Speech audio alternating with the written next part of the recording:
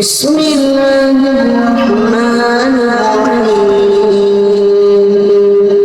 تبارك الذي جعل في السماء بروجا وجعل